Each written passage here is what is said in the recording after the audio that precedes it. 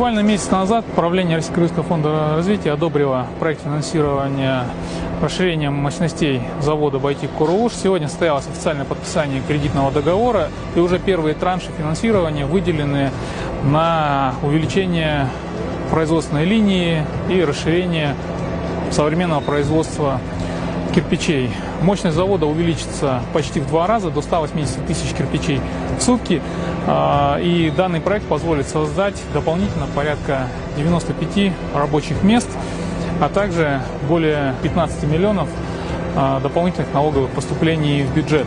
Российско-Крымский фонд развития в реализацию программы Кабинета министров по повышению экономической активности страны и модернизации экономики продолжает работу по финансированию проектов, направленных на развитие Кыргызской республики.